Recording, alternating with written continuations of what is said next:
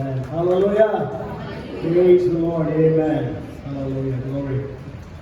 So, greetings to you all in Jesus' name. यीशु मसीह के नाम में आप सबका अभिनंदन। And just a couple of things before we enter into God's word for this day. और इससे पहले कि हम परमेश्वर के वचन में जाएं, कुछ बातों को हम देखेंगे। And last year, on the 3rd of July 2021, the Christian community, or the leaders, bishops, archbishops, and even all the top leaders of India, they gathered and they declared 10 years of celebration for the 2000th year of Jesus' cross and resurrection, which is going to happen in 2030. और ऐसा हुआ कि पिछले साल 3 जुलाई 2021 को जो मसीह समाज है, जिसके अंदर बिशप्स, पास्टर्स और तमाम वो लोग हैं, उन्होंने इस बात का निर्णय लिया कि आने वाले साल में 10 सालों तक यीशु मसीह के उस मृत्यु और पुनरुत्थान को हम उत्सव के रूप में मनाएंगे। So it started in 2021, it will go on till 2030 because Jesus died and rose again in 30 AD. और वो जो 2021 उसका आरंभ हुआ 2031 तक वो चलेगा, क्योंकि यीशु मसीह 30 AD में वहाँ पे उसकी मृत्यु और उसका पुनरुत्थान हुआ। And not only that, 3rd July of every year has been celebrated as Saint Thomas Day. और इतना ही नहीं सिर्फ, लेकिन 3 जुलाई जो है वो प्रति वर्ष जो है जो संत थॉमस उसके उपलक्ष्य में मनाया जाएगा। That was the day he was martyred in Chennai. और वो दिन था जब वो चेन्नई के अंदर में उन्हें कत्ल किया गया। So next Sunday will be 1950 years of his martyrdom. और अगले रविवार 1950 वर्ष हो जाएंगे उनको शहीद हुए हुए। So Indian churches have decided that we will celebrate it as Indian Christian Day, यीशु भक्ति दिवस। और इसलिए जो मसीह समाज जो भारत के अंदर में उन्होंने इस बात का निर्णय लिया कि वो आने वाला जो रविवार है उसे यीशु भक्ति दिवस करके मनाएंगे। So let us be all prepared also that to share the gospel with others. I think they are going to do it in a big way.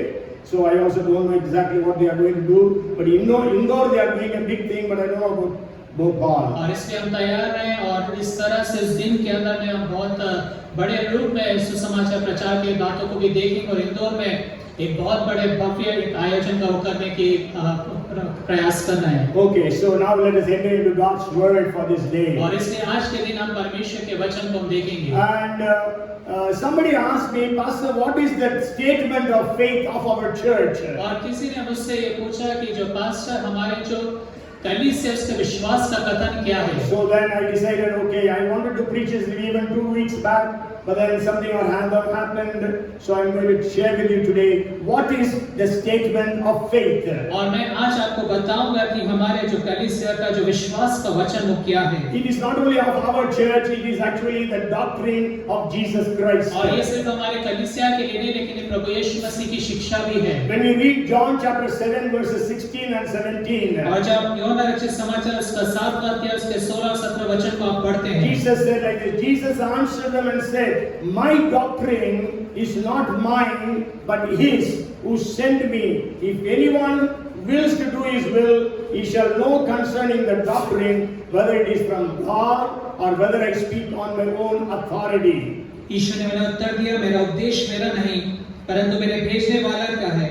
यदि कोई इसकी इच्छा पर चलना चाहे तो वो इस उपदेश के विषय में जान जाएगा कि ये परमेश्वर की ओर से है या मैं अपनी ओर से कहता हूँ। Yes, so Jesus is speaking about my doctrine. और यीशु मसीह स्वयं के उपदेश या स्वयं की शिक्षा के विषय में कह रहे हैं। And in 2 John chapter 1 verse 9 to 11, और दूसरा यूहन्ना की किताब उसका 2 अध्याय 9 से 11 पर, there John is writing like this: whoever transgresses and does not abide in the doctrine of Christ does not have God. He who abides in the doctrine of Christ has both the Father and the Son. If anyone comes to you and does not bring this doctrine, do not receive him into your house nor greet him, for he who greets him shares in his evil deeds. और दूसरा यूहन्ना 1 उसके 9 से 11 में लिखा है, जो कोई मुझ की शिक्षा से आगे बढ़ जाता है उसमें से वो नहीं रहता, उसके पास परमेश्वर नहीं।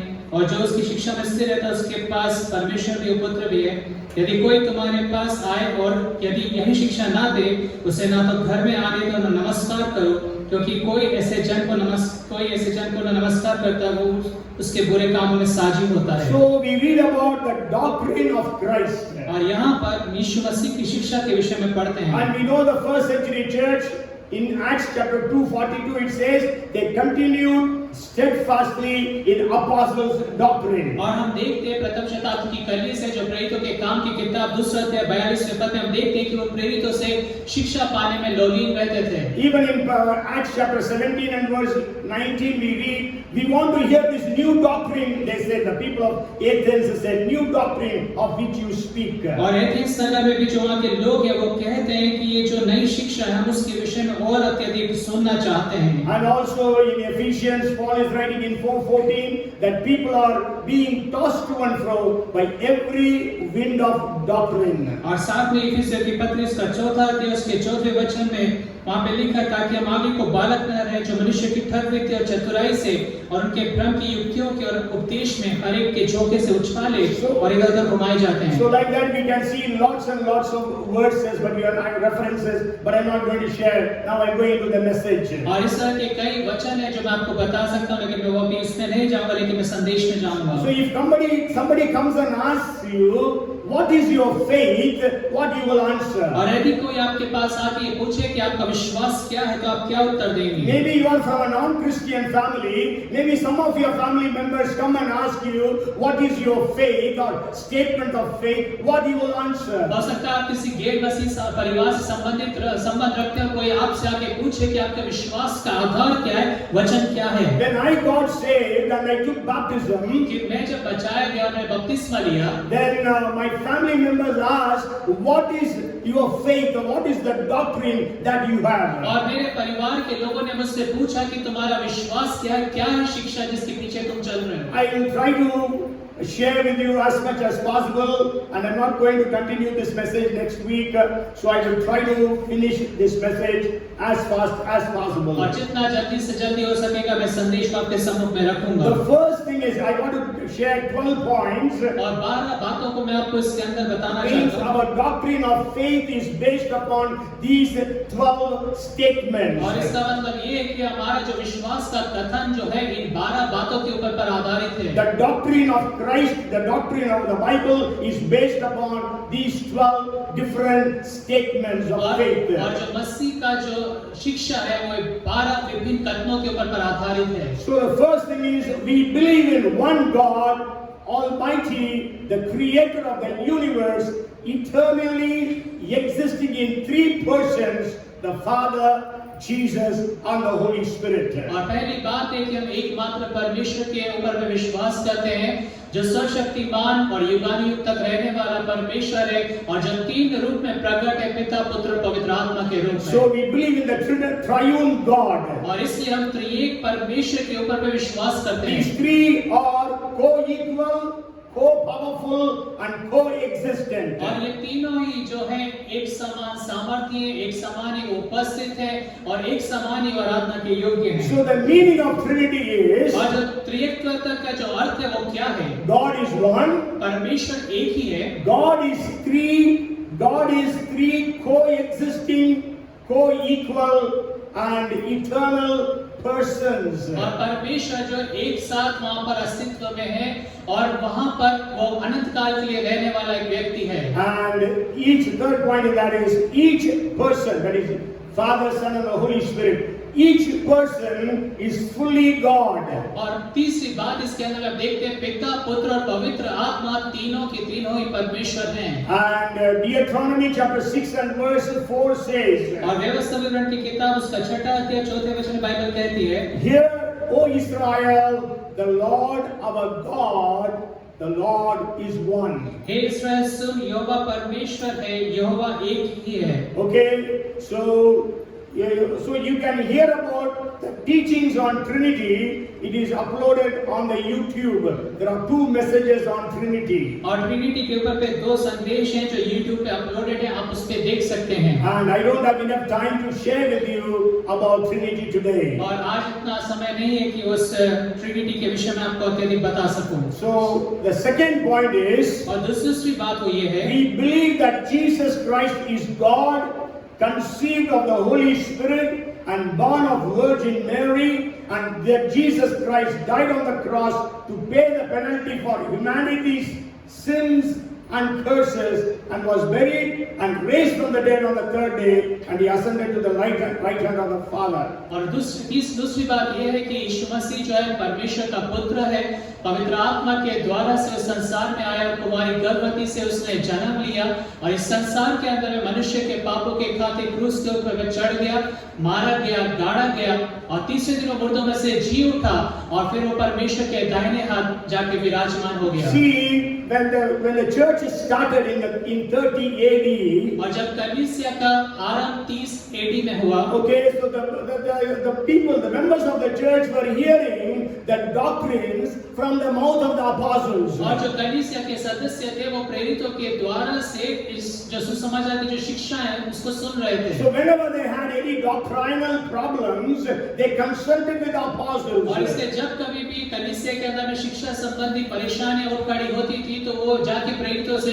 विचार विमर्श करते थे। But in around 50 AD, 60 AD, slowly the apostles are being assassinated, being martyred. लेकिन 50 और 60 AD तक आते आते धीरे धीरे करके जो प्रेरित हैं उन्हें वो शहीद होते चले गए। So then they said, okay, we need to put this in black and white. So they began to write different epistles, the Gospels. और इस कारण से ऐसा हुआ कि उन्होंने सोचा कि अब हमें इसकी पत्रियां लिखना चाहिए। इस कारण से हम सुसमाचारों की पत्रियों को देखते हैं। And then we know the last book of the Bible, the book of Revelation, was written around 100 AD. और हम जानते हैं कि प्रकाशित वाक्य की किताब जो बाइबल की अंतिम किताब है वो 100 AD के लगभग लिखी गई। You know, Paul was telling that people are tossed to and fro from every wind of doctrine that comes upon the way. और पौलुस ने इस रहता है मार्ग में जो भी सामने आ जाए वही शिक्षाओं को लेकर इधर-उधर लोग जो है फिक्र है उछाल रहे हैं। So the church was full of wrong doctrines also. और जो कलीसिया थी उस समय में भी कई गलत शिक्षाओं से भरी हुई थी। That's why when we read in the 2nd chapter of Revelation, God is speaking about the doctrine of Balaam and doctrine of Nicolaitans. और इसी कारण से जब हम प्रकाशित वाक्य की किताब उसके दूसरे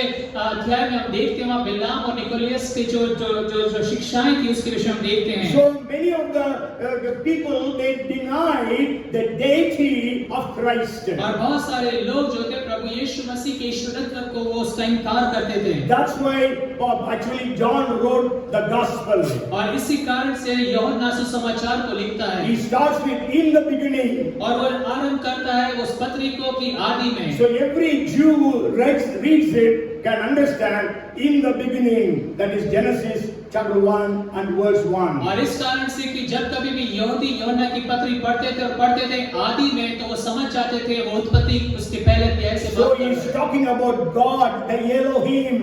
और वो परमेश्वर जो एलोहिम है उसके विषय में बात So कर रहा that है। means Jesus is the Elohim. और इसका मतलब ये है कि प्रभु यीशु मसीह एलोहिम है। That's why we read in the scriptures, Bible reading time, that through this you will believe that Jesus is the Son of God and you will receive eternal life. और इस कारण से हमने जब बाइबल के पदों को पढ़ा तो हम देखते हैं जो यीशु मसीह है परमेश्वर का पुत्र उस पर विश्वास करते हैं। Maybe we can read a verse from the book of John chapter 5 and verse 18. और हम यूहन्ना रचित समाचार इसका 5वां अध्याय उसके 18वें वचन को हम देखते हैं। See, the Jews wanted to kill Jesus. Why? और यहूदी लोग प्रभु यीशु मसीह की क्यों हत्या करना चाहते थे? They were giving 2 reasons. और 2 कारण वहां पे देते हैं। It says, therefore the Jews sought all the more to kill him because he not only broke the Sabbath but also said that God was his father, making himself equal with God.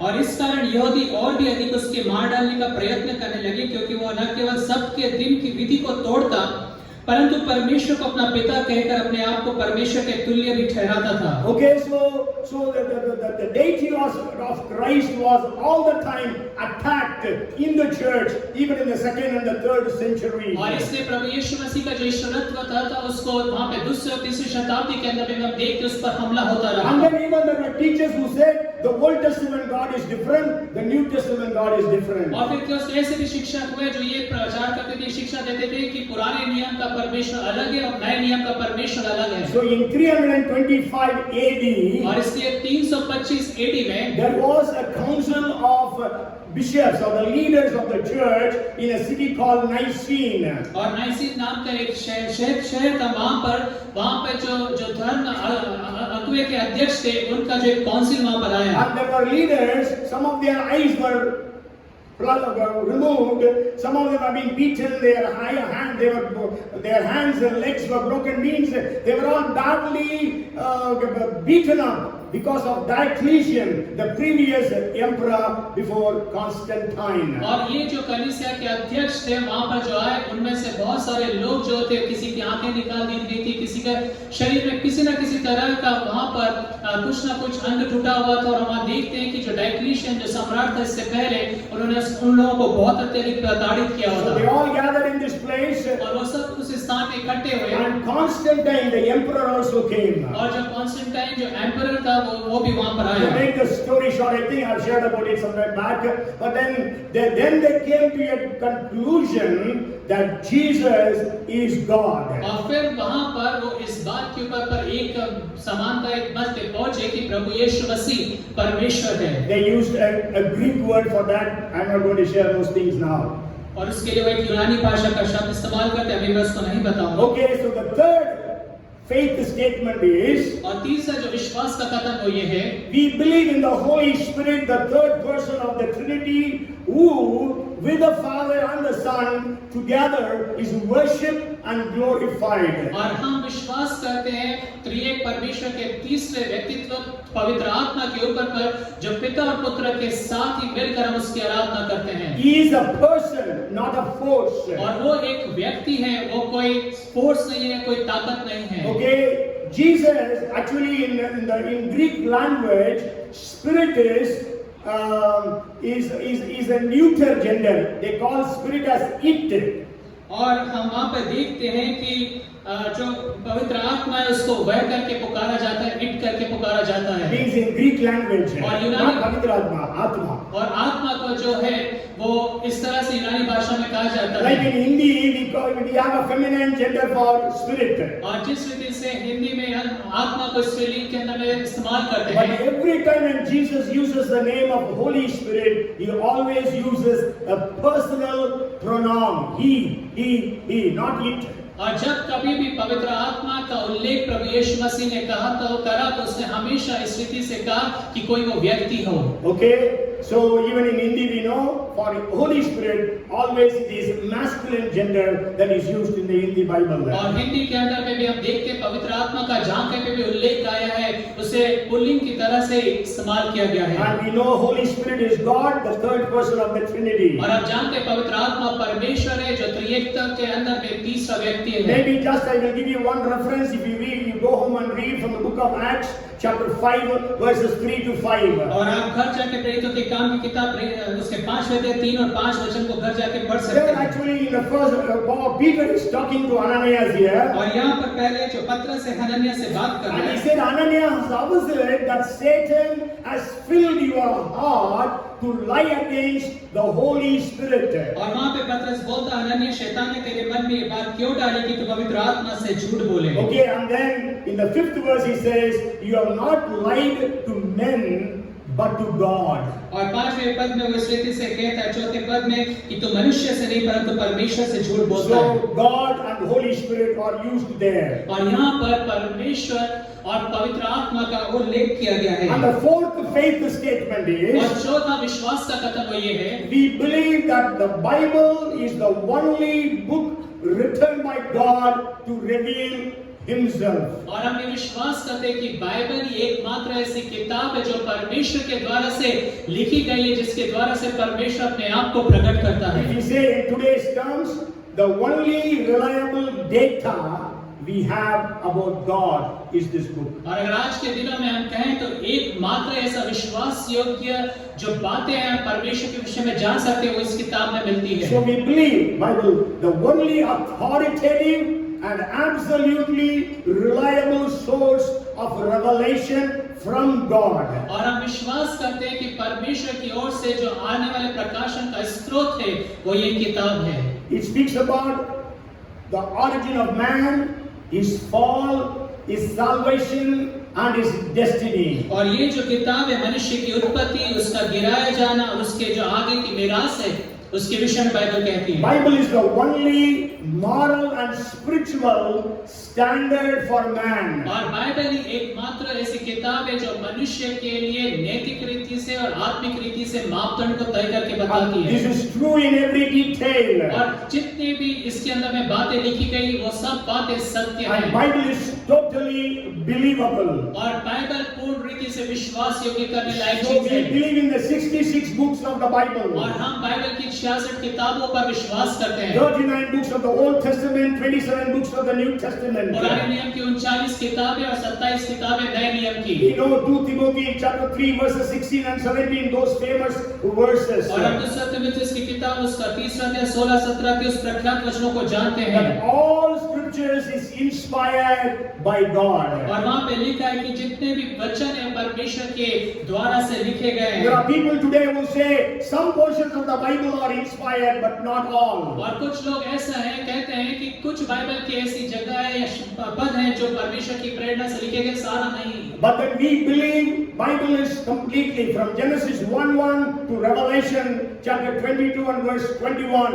All the 31,171 verses are inspired by God. और हम विश्वास करते हैं उत्पत्ति से लेकर प्रकाशित वाक्य तक जितने भी 31,171 जो वचन है वो परमेश्वर की प्रेरणा के द्वारा से लिखे गए हैं। So the Bible must have a very important role in our lives. और हमारे जीवन के अंदर में बाइबल का जो एक बहुत महत्वपूर्ण भूमिका है। Maybe I will just read to you a beautiful article about Bible. और मैं आपको बाइबल के संबंध में एक बहुत खूबसूरत जो आर्टिकल है वो पढ़ के बताना चाहता It हूँ। was written by Edmund Philippant. और वो एडमंड फिलिपेंट के द्वारा से लिखा गया। He is writing about his My Old Bible. और वो लिखता है मेरी वो पुरानी Bible. He says that this, though the cover is worn and the pages are torn, और वो कहता है कि जो उसके जो कवर है वो फट चुका है, उसके जो पृष्ठ है पूरी तरह से खत्म हो चुके हैं। and though places bear traces of tears, yet more precious than gold. और वहाँ पे कुछ ऐसे स्थान भी है जहाँ पर आंसुओं के निशान है लेकिन वो सोने से भी ज्यादा मूल्यवान है। Is this book worn and mold that can shatter and scatter my fears? और ये एक ऐसी किताब है जो मेरे विश्वास को तोड़ सकता है, जो मेरा भय है उसको वो दूर कर सकती है। This old book is my guide. और ये जो पुरानी है जो पुरानी किताब है वो मेरा मार्गदर्शक है। It is a friend by my side. और ये मेरे साथ रहने वाला मित्र है। It will lighten and brighten my way. और ये मेरे मार्ग को रोशनीमय करता है। And each promise I find soothes and gladdens the mind.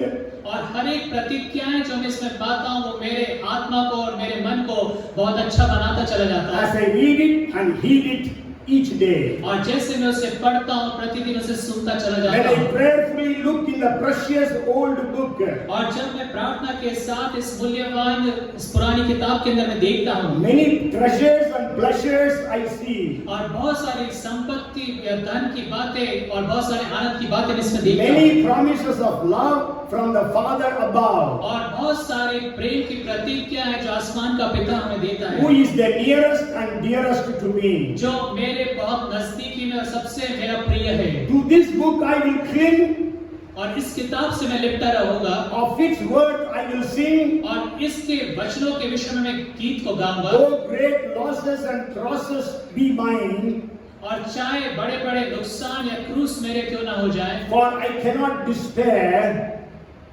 though surrounded by care, while possessing this blessing divine. और मैं उन सब बातों से चाहे वो जो ईश्वरीय जो अनुग्रह जो बातें हैं वो मुझे लिपटे रहेंगी। We have water filters.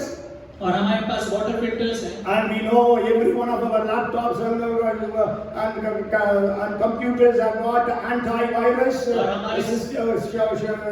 softwares. और हमारे कंप्यूटर्स लैपटॉप्स पे हम जानते हैं एंटीवायरस है So this is a filter to filter our mind from all the pollution of the world. और इस संसार की सारी गंदगी से हमारे मन को ये शुद्ध और साफ करता है Let us feed on this book. और हम इस परमेश्वर के वचन में से खाना And खाएं the fifth thing is, और पांचवी बात है we believe that man was created in the image and the likeness of God. और हम ये विश्वास करते हैं कि जो मनुष्य परमेश्वर की समानता और स्वरूपता में रचा गया है But fell by disobedience, लेकिन अनाज्ञाकारिता के कारण से वो स्तर से नीचे गिर गया and his only hope of redemption and salvation is in Jesus Christ. और उसके छुटकारे और उद्धार की एकमात्र आशा सिर्फ प्रभु यीशु मसीह में है That on repentance, forgiveness of sin is received by faith in the Lord Jesus Christ. कि मन फिराने के द्वारा से प्रभु यीशु मसीह पर विश्वास करने के द्वारा से वो क्षमा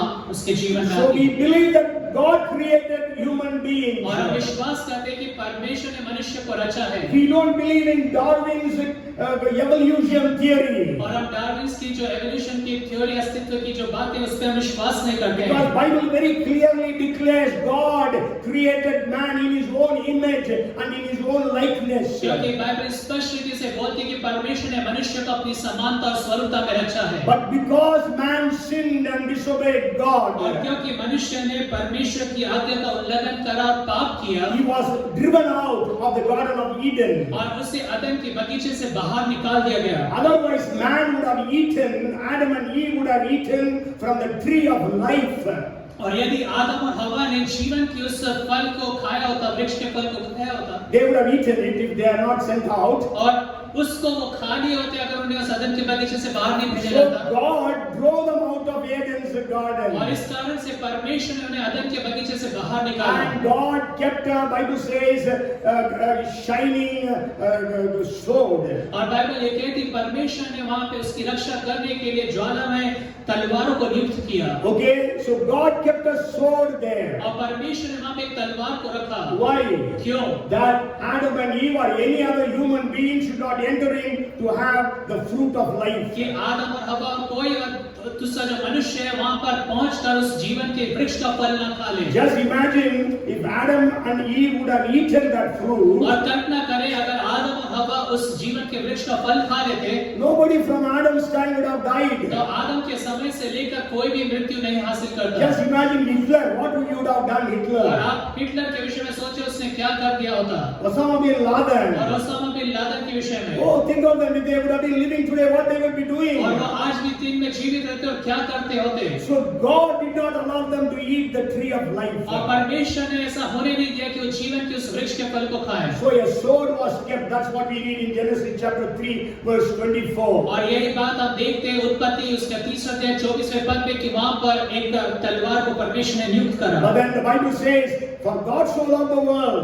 that He sent His only begotten Son, that whoever believes in Him will not perish, but shall have everlasting life." लेकिन फिर बाइबल वहां पे ये भी कहती है परमेश्वर ने जगत से सब प्रेम किया कि उसने अपना एकलौता पुत्र दे दिया ताकि जो भी इस पर विश्वास करे वह नाश ना हो परंतु अनंत जीवन पाए Eternal life. और अनंत काल का जीवन That means eating from the tree of life.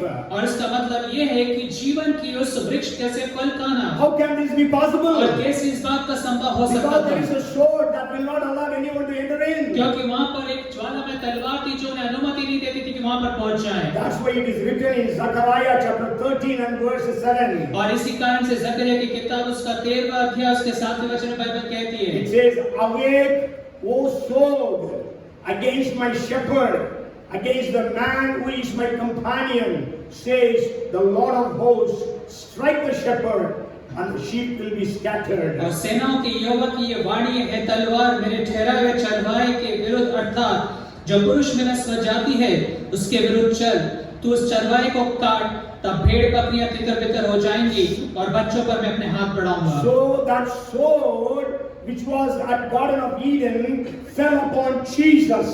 और ये जो तलवार थी जो अदन के बगीचे के अंदर में रखी गई थी वो यीशु मसीह के ऊपर पर आ गिरी So that sword killed Jesus और ये जो तलवार है उसने यीशु मसीह को मार डाला so that you and I can eat from the tree of life. ताकि मैं और आप जो है उस जीवन के वृक्ष के फल में से खा सकें। That's why we know, that's why we also declare that only through the cross and resurrection of Jesus Christ human beings can be saved. और इस कारण से हम इस बात को जानते हैं और इस बात पे विश्वास करते हैं कि सिर्फ प्रभु यीशु मसीह के मृत्यु और पुनरुत्थान के द्वारा से हम बचाए जाते And हैं। there is no other name except the name of Jesus through whom a human being can be saved. और यीशु मसीह के नाम को छोड़कर और कोई दूसरा नाम नहीं जिसके द्वारा से हम उद्धार प्राप्त कर सकते हैं। No religion can save us. और कोई धर्म हमें नहीं बचा सकता No है works can save us. और कोई मनुष्य के कार्यों से बचा नहीं सकते हैं। It's only through the grace of Lord Jesus Christ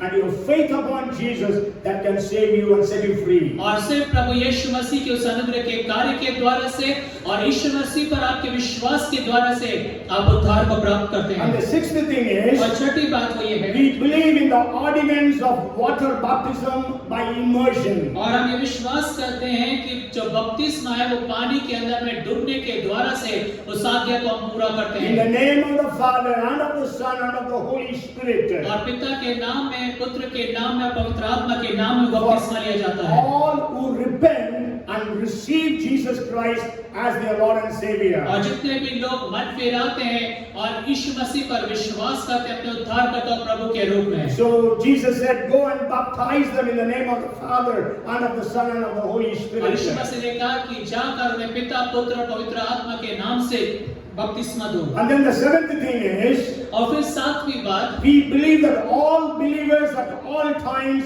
are entitled to the baptism of the Holy Spirit with the manifestation of the gifts of the Holy Spirit. और हम ये विश्वास करते हैं कि जो जितने भी विश्वासी अब तक हुए वो सब पवित्र आत्मा का बपतिस्मा पाने के लिए योग्य है और पवित्र आत्मा के जो वरदान है उनके द्वारा से वो प्रकाशित होंगे या दिखाई देंगे। Okay, Acts chapter 2 verse 4, they all of them were filled with the Holy Spirit and they all spoke in tongues as the Spirit gave them utterances. प्रेरितों के काम 2:4 में बाइबल कहती है कि वो सब पवित्र आत्मा से भर गया जैसे आत्मा ने उन्हें सामर्थ दी, वो सब अन्य भाषाओं में बोलने The लगे। Holy Spirit fell upon all those who were hearing the word of God at Cornelius' house, and they all prophesied and spoke in tongues. और कर्नेलियस के घर के अंदर में देखते कि पवित्र आत्मा उन सब पर आ गया और वो सब भविष्यवाणियां करने लगे। Even in the city of Ephesus, when Paul met 12 disciples of John the Baptist and shared with them and baptized them in the waters, then he prayed for them that they should be filled with the Holy Spirit. और यहाँ तक कि इफिसुस नगर के अंदर में जब पौलुस ने प्रचार करा यूहन्ना बपतिस्मा देने वाले के जितने 12 शिष्य थे उन सब के ऊपर पवित्र आत्मा आ गया। And the Bible says when Paul laid his hands upon them, the Holy Spirit came on them and they began to speak in tongues and prophesy. और बाइबल ये कहती जब पौलुस ने उनके ऊपर पर हाथ रख के प्रार्थना करा वो पवित्र आत्मा से भर गया, अन्य भाषाओं में प्रार्थना करने लगे और भविष्यवाणियां करने लगे। And the eighth thing is, और आठवीं बात वो ये है we believe in observing the Lord's Supper consisting of the elements of bread and the fruit of the wine. और हम विश्वास करते हैं प्रभु भोज पर जो प्रभु की देह और प्रभु का जो लहू है वो रोटी और दाखरस के द्वारा से उस पर विश्वास करते हैं As a memorial of his sufferings and death until he comes. और क्रूस के ऊपर पे जो उसने दुख सहा और उसकी मृत्यु जब तक वो ना आए इसको स्मरण करने के लिए हम इस कार्य को करते हैं। Okay, don't just imagine, okay, only we have to take this bread which you are giving here and the cup here. और सिर्फ ऐसा नहीं कल्पना करें कि ये जो रोटी और कटोरा को यहाँ दिया जाता है। Because in some places they have full meal for the Lord's table. क्योंकि कई कलीसियाओं में ऐसा होता है कि जब प्रभु भोज होता है तो वहाँ पे पूर्ण भोजन होता है। That's what it was in Corinthian church also. That's what Paul is saying. Some are eaten, some are hungry. और इसी कारण से कुरिन्थियों की कलीसिया में पौलुस यही बात को कहता है कुछ तो पूरी तरह से खा लेते हैं लेकिन कुछ जो है भूखे रह जाते हैं। And then the ninth thing is we believe that the church is the body of Christ. और नौवीं बात ये है कि हम विश्वास करते हैं कि जो कलीसिया है मसीह की देह है। Consisting of all born again believers belonging to all different denominations. और ये विश्वास करते हुए कि जितने भी नया जन्म प्राप्त हुए विश्वासी चाहे वो किसी भी डिनोमिनेशन से क्यों ना हो वो सब मसीह की देह के अंग हैं। With a fivefold ministry gifts for the equipping of the saints.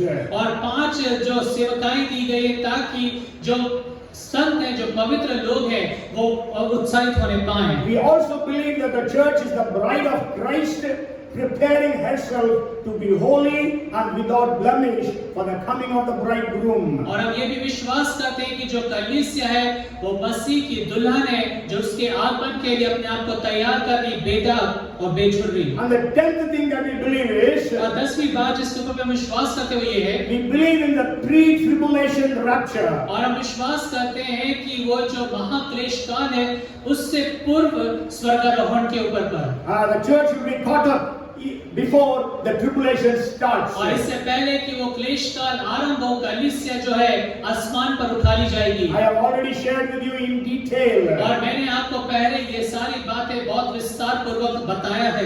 And it is already uploaded on the YouTube. और YouTube पे भी इसे हमने अपलोड किया है। Okay, we believe in the second coming of our Lord Jesus Christ. और हम यीशु मसीह के दोबारा आगमन के ऊपर पे विश्वास करते हैं। We believe in the resurrection of the dead. और हम मुर्दों के या मृतकों के पुनरुत्थान के ऊपर पे विश्वास करते We हैं। believe in the millennial reign of Lord Jesus Christ on this earth. और हम ये भी विश्वास करते हैं कि इस पृथ्वी के ऊपर पे यीशु मसीह 1000 वर्ष के लिए राज्य करेगा। We believe in the great white throne judgment. और हम विश्वास करते हैं उस महान श्वेत सिंहासन के सम्मुख में न्याय के बारे में। And I think I have shared with you many of these things in detail. और मैं विश्वास करता हूँ कि मैंने आपको इनमें से कई बातें बहुत विस्तार पूर्वक बताई है। And then the 11th thing is, और जो 11वीं बात वो ये है, we believe in eternal hell.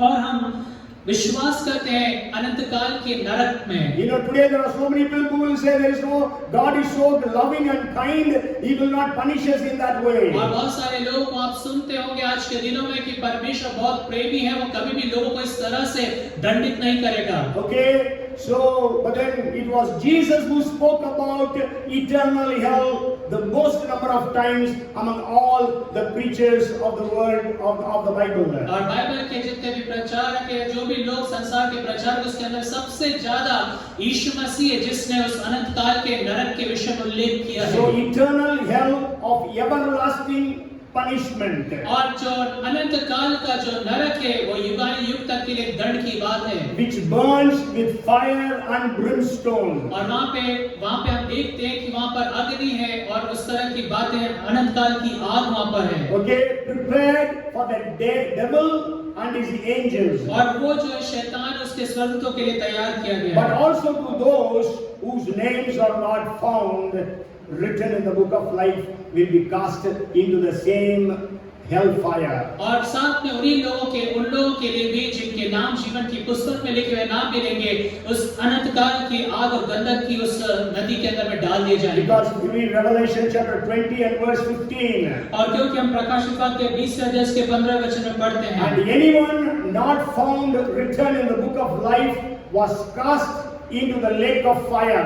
और वहाँ पे लिखा है जिस किसी का नाम जीवन की पुस्तक में लिखा हुआ ना मिले वो आग की झील में डाला गया। And the last thing I want to share with you is, और अंतिम बात जिसके ऊपर मैं आपको बताना चाहता हूँ, we believe in the new heaven and the new earth. और हम विश्वास करते हैं नए आसमान और नए पृथ्वी के ऊपर पर। We know that this earth and the heavens will be burned by fire. और हम इस बात को जानते हैं कि ये जो आसमान है, ये जो पृथ्वी और आकाश है, वो अग्नि के द्वारा से नष्ट हो जाएगा, जाता रहेगा। When God destroyed the people of the world by doing Noah's flood, और जब परमेश्वर ने संसार के लोगों को नूह के उस जो बाढ़ थी उसके द्वारा से समाप्त कर दिया, that time God said, I will never destroy the people of the earth by a flood. और उस समय परमेश्वर ने इस रीति से कहा था कि अब आगे को मैं मनुष्य जाति को कभी भी उस बाढ़ के द्वारा से नाश नहीं But करूंगा। then this world which you are seeing is going to be burnt by God. लेकिन ये जो संसार जिसे आप देखते हैं, परमेश्वर अग्नि के द्वारा से इसे नाश करेगा, Because it is full of curse. क्योंकि वो श्रापों से भरा है। Adam's sin brought in curse into this और earth. आदम के जो पाप इस पृथ्वी के ऊपर पे श्राप को लेकर आए, So God is going to create a new heaven and a new earth. और इस कारण से परमेश्वर एक नए आकाश और एक नई पृथ्वी की रचना And the करेगा। Bible says there will be no more curses in the new heaven, new earth. और बाइबल ये भी कहती है कि इस नए आकाश और इस नई पृथ्वी पर आगे को श्राप न होगा। And we believe that all the people of God will dwell for eternity glorifying God. और हम ये भी विश्वास करते हैं कि जितने भी परमेश्वर के लोग हैं इस नए स्थान के अंदर में अनंत काल तक के लिए निवास करेंगे, परमेश्वर की महिमा So करते when हैं। Jesus said, "My doctrine is from God the Father," और जब प्रभु यीशु मसीह ने कहा कि जो मेरी शिक्षा परमेश्वर पिता की ओर से है, when the Bible speaks about the apostles' doctrine, और जब बाइबल प्रेरितों की शिक्षा के विषय में बात करती है, when we read, when Paul is saying, "Avoid such people who preach other doctrines," और जब पौलुस ये कहता है कि वो लोग जो दूसरी शिक्षा देते हैं तुम उनसे अलग हो जाओ,